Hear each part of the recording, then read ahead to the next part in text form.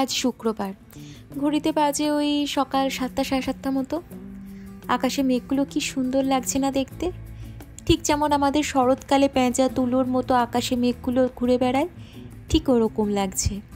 কয়েকদিন তো বেশ ঠান্ডা ছিল, বুধ বৃহস্পতি আর এই শুক্রবার ওয়েদারটা বেশ ভালো রয়েছে। এখন বাজে 9টা মতো, সোমনাথ অফিসে বেরিয়ে গেল, খাওয়া দাওয়া করে নিয়েছে।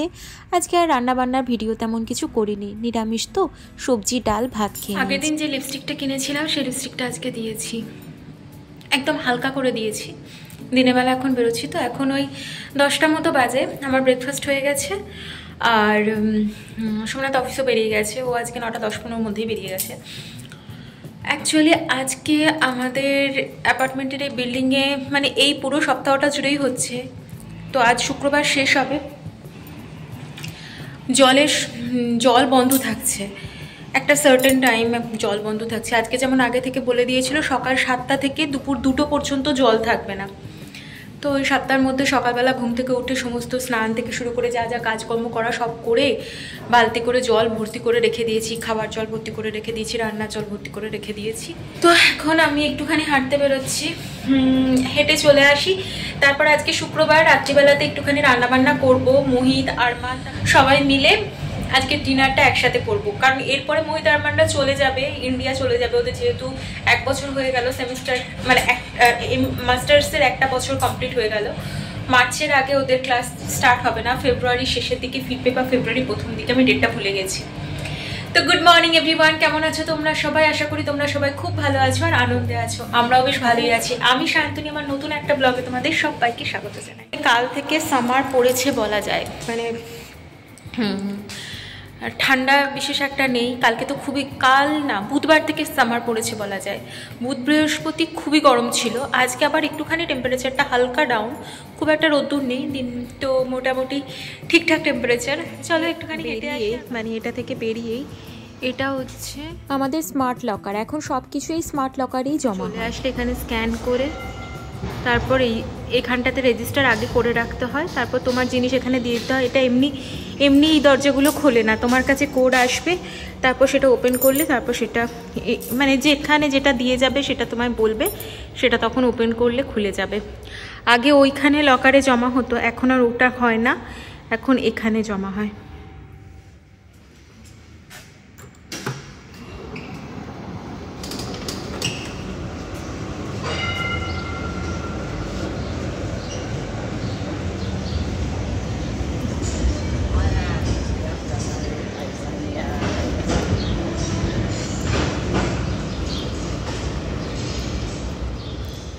ট্রাম নেব না, একদম হেঁটে হেঁটেই যাব পুরোটা, যতটাই ঘুরি হেঁটে হেঁটেই যাব। প্রথমেই ভাবছি একটু ফেড স্কোয়ারে যাব, অনেকদিন ফেড স্কোয়ারটা যাওয়া হয়নি।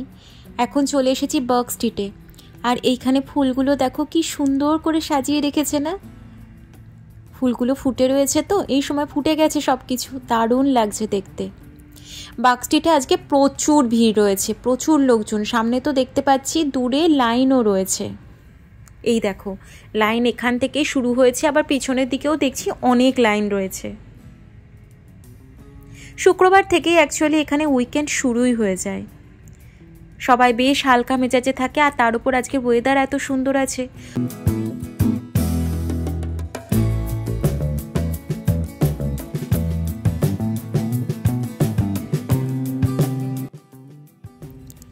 মেলবোর্নের বার্গ স্ট্রিটের এই যে মায়ারের সামনেটাতেই এখন হাঁটছি।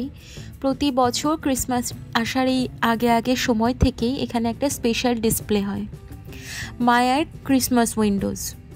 1956 থেকে এটা চলছে, এই ট্র্যাডিশনটা প্রত্যেক বছর হচ্ছে। প্রতি বছর আলাদা আলাদা থিম থাকে, আর পুরো উইন্ডোগুলো খুব সুন্দর করে ডেকোরেট করা থাকে, তাতে মুভিং ক্যারেক্টার্স থাকে, লাইটস থাকে, মিউজিক থাকে। মানুষ অনেক দূর দূর থেকে ফ্যামিলি নিয়ে, বাচ্চাদের নিয়ে আসে, এখানে ফটো তোলে, এনজয় করে, পুরো একটা ফেস্টিভ ভাইব চলে আসে। আমি তো এখনও পর্যন্ত দেখে উঠতে পারিনি, এত লাইন দিয়ে দাঁড়িয়ে সবাই দেখছে, 1-1.5 ঘন্টার ওপর টাইম লাগছে। রাতে আরও গর্জিয়াস দেখায় লাইটগুলো অন হলে। যারা মেলবোর্নে ক্রিসমাস টাইমে আসো তারা অবশ্যই এইটা দেখো, এটা কিন্তু মাস্ট।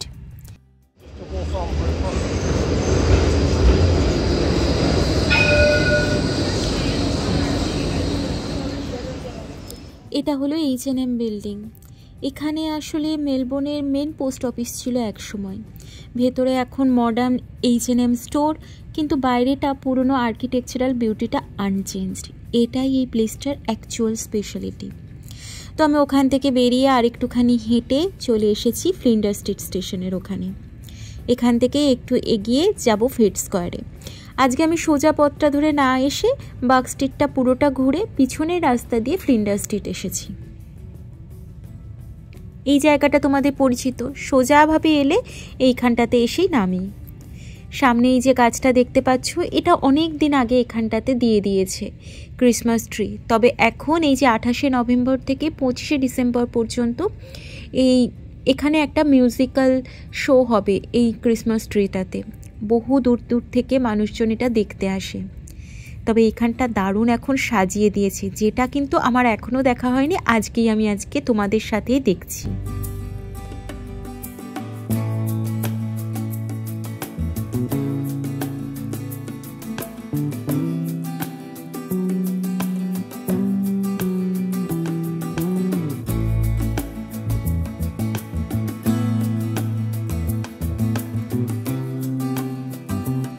ফেড স্কোয়ারটা তো তোমরা আগেও দেখেছো আমার সাথে, তোমাদের এই জায়গাটা একদম পরিচিত। কিন্তু এখন দেখো কি সুন্দর করে সাজিয়ে দিয়েছে না চারদিকটা, দেখে যেন চেনাই যাচ্ছে না। আমি তো অভিভূত হয়ে গেলাম। পুরো সবুজ আর্টিফিশিয়াল ঘাস দিয়ে সাজিয়েছে, পাশে পাশে ওই গাছগুলো কত সুন্দর সুন্দর করে ডেকোরেট করেছে। রাত্রিবেলাতে আসবো, তখন দেখবো লাইট দিয়ে কেমন লাগে দেখতে। এই গাছটা দেখে ভারী সুন্দর লাগলো, একদম থাক থাক থাক থাক করে রেখেছে। আর পাশেই রয়েছে জলের ব্যবস্থা। এখন তো বেশ গরম, খুব রোদ্দুর, শরীর যাতে ডিহাইড্রেট না হয়, জলের ব্যবস্থাটাতে মেলবোর্নে খুব সুন্দর থাকে। পাশে ওখানে ওয়াটার রিফিলিংয়ের ব্যাপার, আর সামনের এই জায়গাটা দিয়ে তুমি এমনি জল খেতে পারবে। সামনে এক দল রয়েছে দেখছো, গোল হয়ে দাঁড়িয়ে রয়েছে, আর সামনে একজন কথা বলছে। এটা একটা ট্যুর এসেছে এই মেলবোর্নে এই জায়গাটা ঘুরতে। তাদেরকে এই ফেড স্কোয়ারটা সম্পর্কে বলছিল উনি মনে হয় ট্যুর গাইড।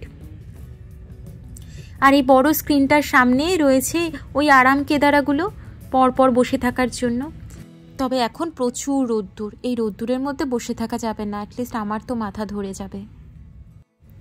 দেখো এখানে একটা খুব কিউট সান্তা সিম্ফনি থিমে ক্রিসমাস কার্ড বানানো রয়েছে।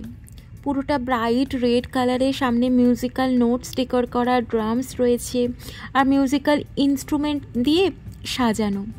ওপরের দিকটা টয়ের মতো ছোট ছোট ডেকোরেটিভ বক্সেস রয়েছে, গিফটস রয়েছে, একটা কিউট সফট টয় ক্যারেক্টার বসে আছে, আর চারদিকে ক্যান্ডি ক্যান স্টাইলে ডেকোরেশনটা। গ্রিনারির মধ্যে এটা দারুণ লাগছে দেখতে, আর বাচ্চারা ওতে বসছে, ছবি তুলছে, বেশ সুন্দর লাগছিল।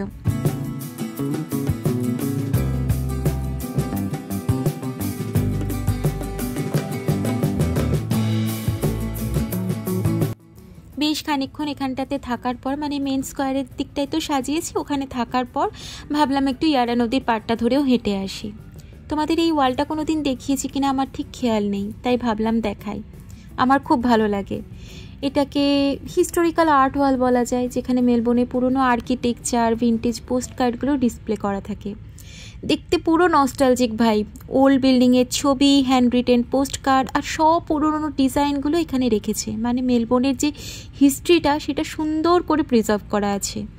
স্ট্রিট আর্টের হেরিটেজের একটা পারফেক্ট কম্বিনেশন বলা যায় এটা। আর সামনে রয়েছে ইয়ারা রিভার। এইখানটা না দেখলে আমার যেন ফেড স্কোয়ারে আসলে মনটা ভরে না।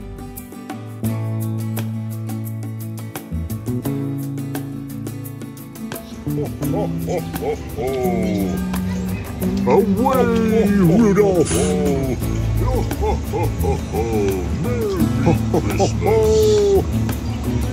Merry Christmas!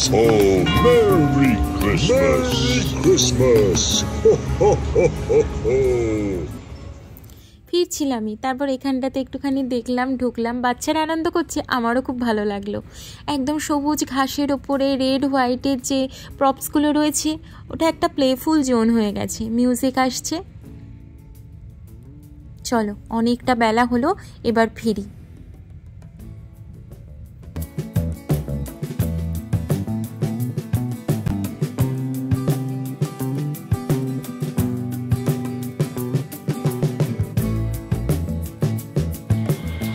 রিসেপশনে কথা হলো তো জানলাম যে জল নাকি এসে গেছে, তো আমার ভালোই হলো। আমি ওটাই ভেবেছিলাম যে আস্তে আস্তে জল এসে গেলে ভালো হয়। 2টো পর্যন্ত টাইম দিয়েছিল, বলছে যে কাজ হয়ে গেছে তাই জল এসে গেছে। আমি এখানে একটু জলও নিয়ে নিয়েছি, ধোয়ার পরে ভালো করে ধুয়ে নেবো। এখন জল এসে গেছে আর কোনো অসুবিধা নেই। ফুলকপি নিয়েছি, গাজর নিয়েছি, টমেটো, এখানে গাজর, ক্যাপসিকাম, পেঁয়াজ আরও লাগবে। সো আর আলু নেব, গাজর ও বিনসও তো ছিল, বিনসটা কোথায় গেল? ও হ্যাঁ, অল্প একটুখানি বিনসও আছে, আর পরে মটরশুঁটি নিয়ে নেব। গাজর, বিনস, টমেটো, ফুলকপি, ক্যাপসিকাম আর একটুখানি আলু দেব। এগুলো ছটপট করে কেটে নিই এখন। আর আমি ভিডিও আজকে মোহিত আরমান আসবে, তার সাথে আরও দুজন আসবে, মানে ওরা কাপল। আমি ওদের নামটা রিভিল করছি না, আর আমি ওরা ভিডিওতে থাকলে সেগুলো একটু হাইড করে দেবো। এমনি অনেকেই তো ভিডিওতে আসতে চায় না, সেই জন্য আমি ওদের নামটা করছি না। যাই হোক, ওরাও আমাদের এই বিল্ডিংয়েই থাকে। অনেক সময় আমি ওদেরকে নিয়েও আর কি নিই আর কি, যাতে ভিডিওতে ওদের না আসতে হয়। তো আমাদের সাথে খেলাধুলা করে, আমরা একসাথে অ্যাপার্টমেন্টে বিভিন্ন জায়গাতে যখন ইভেন্টে যাই। অ্যাকচুয়ালি ওরা এখানে রেসিডেন্সিয়াল অ্যাডভাইজার, মানে আমাদের এই বিল্ডিংয়ের। তো ওই ইভেন্টগুলোতে তো থাকেই, তো ওদেরকেও আজকে বলেছি। ওরা হচ্ছে মহারাষ্ট্রের, মুম্বাইয়ের, তাই জন্য ভাবলাম যে পাওভাজিটা বেস্ট হবে। মুম্বাইয়ের ওরা পাওভাজি খেতেও ভালোবাসে, তবে ওরা ভেজিটেরিয়ান নয়, ওরা ননভেজ খেতেও পছন্দ করে। কিন্তু মোহিত আরমান তো ভেজ খাবারই খায়, তাই জন্য আমি ভাবলাম পাওভাজিটাই বেস্ট হবে সবাইয়ের জন্য। আর আমারও পাওভাজিটা করতে বেশ ভালো লাগে, ইজিও লাগে। সবজির মধ্যে সমস্ত রকম যা যা সবজি ছিল সেগুলো দিয়ে দিচ্ছি, আর যখন রান্নাটা করব তখন তার মধ্যে মটরশুঁটিটাও দেবো।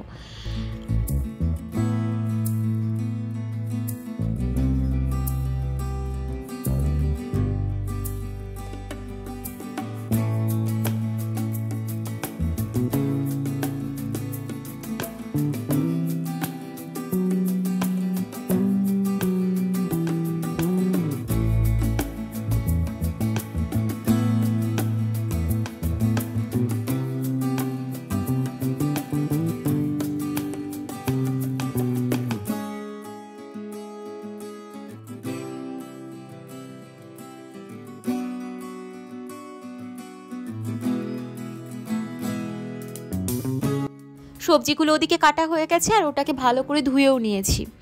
এই দেখো, আমি এরকম করে কড়াই করে জল ভর্তি করে রেখে দিয়েছিলাম। যদি জল আসতে দেরি হতো তাহলে তো আমার রান্নাটা তো করতে হতো, রান্নার জল আমি ওভাবেই ভরে রেখেছিলাম। এখন আমি ভাজিটা বানাতে স্টার্ট করছি। প্রেশার কুকারের মধ্যে আমি তেল দিয়েছি, সাদা তেল, আর তার সাথে একটু বাটার দিয়েছি, যাতে বাটারটা পুড়ে না যায়। তারপরে সমস্ত সবজিটা দিয়ে দিলাম, একটু মটরশুঁটিও দিয়ে দিলাম, আর পাওভাজি মশলাটা বেশ খানিকটা দিয়েছি। আর তার সাথে নুন দেব, একটুখানি ভেজে নেওয়ার পর, হাই ফ্লেমে ভেজে নেওয়ার পর তার মধ্যে জল দিলাম আর নুন দিলাম। নুন দিয়ে এটা সিটি দিয়ে নেবো, অন্তত আর 6-7টা সিটি দিয়ে দিয়েছি, মানে এটা তো ভালো সিদ্ধ হয়ে একদম গলে যাবে। তাই জন্য একদম সিদ্ধ করে নেওয়ার পর একটু ঠান্ডা হলে পুরো একদম ম্যাশ টাইপের করে নিতে হবে। একদম সবজিগুলো পুরো মিশে গেলে তবেই ভালো লাগে। পাওভাজিতে সবজি জেগে থাকলে না ভালো লাগে না। আর ওদিকে আমি পেঁয়াজটা কেটে নিচ্ছি, বেশ অনেকটাই পেঁয়াজ দেব। আমার কাছে সাদা পেঁয়াজ আর লাল পেঁয়াজ দু রকমই ছিল, তবে লাল পেঁয়াজগুলো একটু বেশি রেখে দিলাম, কারণ লাল পেঁয়াজগুলো ওপর থেকে ছড়িয়ে দিলে তখন ভালো লাগবে। সাদা পেঁয়াজটা ভাজার মানে ফোড়ন করে যখন মশলাটা করব তখন সাদা পেঁয়াজ আর লাল পেঁয়াজ মিশিয়ে দিয়ে দিচ্ছি। আমি যে আদাগুলো এরকমভাবে কেটে রাখছি, মানে আদাগুলো যখন এরকমভাবে ছিলে নিই, ওই ছালটা যখন ছাড়াই তখন ওইগুলো কিন্তু ফেলে দিই না। চা যখন বানাই ওইগুলো আমি কিন্তু দিয়ে দিই, ধুয়ে নেওয়ার পর ওইগুলো আমি দিয়ে দিই, বেশ ভালোই ফ্লেভার আসে। মানে ফেলে দেওয়ার থেকে তো একটুও তো আদার রস থাকে এই কাটার সময়। এবার আমি ভাজিটা বানাবো, তার জন্য বেশ খানিকটা সাদা তেল আর বেশ খানিকটা বাটার দিয়েছি। তোমরা যদি আরও অনেক বাটার দিতে চাও দিতে পারো, আমি অতটা দিইনি, কারণ যখন সার্ভ করবো তখন ভেবে রেখেছি ওপর থেকে একটু একটু করে বাটার দেবো। এরপর ওই কেটে রাখা পেঁয়াজটা পুরোটা দিয়ে দিলাম। পেঁয়াজটা একটুখানি ভাজা ভাজা হয়ে আসলে তারপর দেবো আদা রসুন বাটা।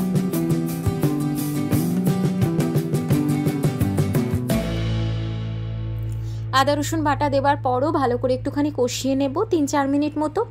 তারপর এতে শুকনো মশলার মধ্যে দেব শুধু হলুদ গুঁড়ো আর কাশ্মীরি যে রেড মির্চ পাউডার ওটা অনেকটা দেব। তারপর এইটাকে ভালো করে কষিয়ে নিতে হবে। এই কাশ্মীরি রেড মির্চ পাউডার যখনই তেলের সংস্পর্শে আসে ওটা কালার চেঞ্জ করে, আর ওই কালারটা এখানে দরকার। এরপরে বেশ খানিকটা পাওভাজি মশলা দিয়ে দিচ্ছি, মানে অনেকটা দিয়েছি পাওভাজি মশলা, তার ফলে আমাকে আর নুন দিতেই হয়নি, মানে পাওভাজি মশলাতেও তো নুন থাকে তাই জন্য। তারপর দিয়ে দিলাম টমেটো। টমেটোর সাথে আমি যে রেসিপিটা দেখে ফলো করে করছি আজকে, ওখানে এই টমেটোর সাথে, কাঁচা টমেটোর সাথে টমেটো পিউরিও দেওয়া ছিল, তো আমার কাছে তো পিউরি ছিল না, আমি একটু টমেটো সস দিয়ে দিয়েছিলাম এর মধ্যে। তারপর তেল ছেড়ে এসেছে দেখো, আর কালারটা খুবই সুন্দর এসে গেছে। এখন দিয়ে দেবো ওই সেদ্ধ করে রাখা ভাজিটা।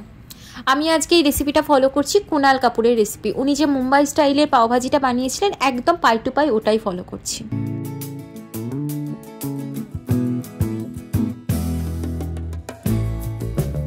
এরপর আমি দিচ্ছি চাট মশলা। হ্যাঁ, এই চাট মশলাটা দেওয়ার জন্যই আগের বারে পাওভাজি বানিয়েছিলাম আর আজকের পাওভাজির মধ্যে আকাশ পাতাল তফাৎ হয়ে গেছিলো। এই ট্রিকটা কিন্তু আমি কুনাল কাপুরের রেসিপি থেকেই পেয়েছি, যে চাট মশলা যদি না থাকে আমচুর পাউডার দাও, আমচুর পাউডার যদি না থাকে যে বিট নুন আর একটুখানি বেশ খানিকটা পাতিলেবু দুটো মিশিয়ে দাও, ভীষণ ভালো হয়।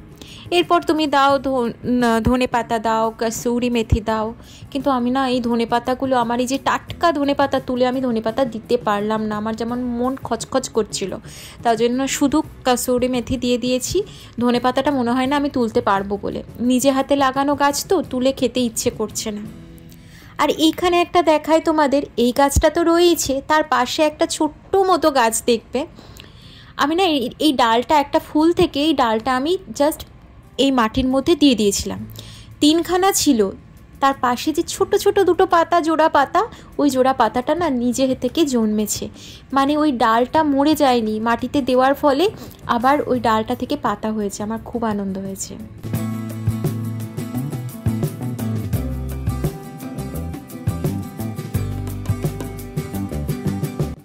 এখন ওই বিকেল 5টা মতো বাজে, বাইরে প্রচুর রোদ্দুর এখনও, সোমনাথ অফিস থেকে ফিরছি, আর আমি ঘরটা একটুখানি ভালো করে গুছিয়ে টুছিয়েও নিলাম। তোমাদের এই ছবিটা দেখানো হয়নি, সোনাল আর আমার, মানে আমাদের সাথে সোনালের যে ভালো ভালো মুহূর্তগুলো, মোটামুটি 2-3টে মুহূর্ত আমি ক্যাপচার করে এখানে রেখে দিয়েছিলাম, আওয়ার মেমোরিজ ইন মেলবোর্ন। দুর্গাপুজোর সময় আমার সাথে গিয়েছিল, তারপর আমাদের ফুচকা পার্টি হয়েছিল, আমরা বাইরে খেতে গেছিলাম, সেই সমস্ত কিছু। সোমনাথ অফিস থেকে এসেছে, বাইরে খুব গরম বলে আমি একটু নুন চিনি পাতিলেবুর শরবত বানিয়ে ওকে একটু দিলাম।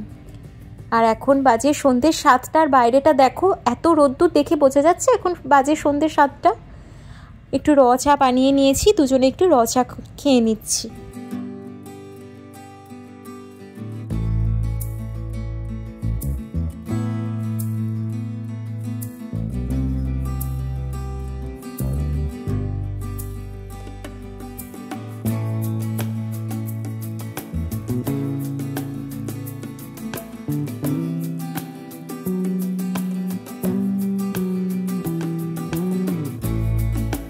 এখন ঘড়িতে বাজে ওই 8:10-15 মতো, 8:30টার মধ্যে ওরা চলে আসবে, তাই জন্য আমি পাউগুলো রেডি করে নিচ্ছি। আজকে ভাজি আর ওই নর্মাল ব্রেড দিয়ে সার্ভ করব না, আজকে একদম প্রপার পাও ভাজি বানাবো ঠিক করেছি, তাই পাউগুলো রেডি করে নিচ্ছি। একটা একটা করে করতে তো একটু সময় লাগবে, রেডি করে এই তাওয়ার মধ্যে রেখে দিলে মোটামুটি গরমই থাকবে, তারপর আসলে একটু তাওয়াটা অন করে নিলেই গরম গরম সার্ভ করা যাবে, কিন্তু এক এক করে তখন এসে গেলে সবাই করতে অসুবিধা হবে। একটু বাটার দিলাম, বাটারের মধ্যে একটুখানি পাওভাজি মশলা দিলাম, আর ওই গ্রেভির ওপর থেকে একটুখানি নিয়ে তারপর পাওগুলোকে ওর মধ্যে করে দিয়ে দিচ্ছি। এর মধ্যে একটুখানি তোমরা ওই ধনে পাতাও দিতে পারো, ধনে পাতা আমি তো কেটে দিইনি, ধনে পাতা ছাড়াই আজকে আমার রান্না হচ্ছে, অথচ গাছে এত ভর্তি ধনে পাতা রয়েছে। আর পাওয়ের উপরগুলোতে একটু করে বাটার লাগিয়ে দিচ্ছি। আজকে এরকম প্রপারভাবে পাওভাজি আমিও প্রথম মেলবোর্নে এসে করে খাবো, কোনোদিন আমিও নিজে এইভাবে পাওভাজি বানিয়ে খাইনি, মানে পাওটাও প্রপারলি রেডি করে ভাজির সাথে ওইভাবে খাইনি কখনো।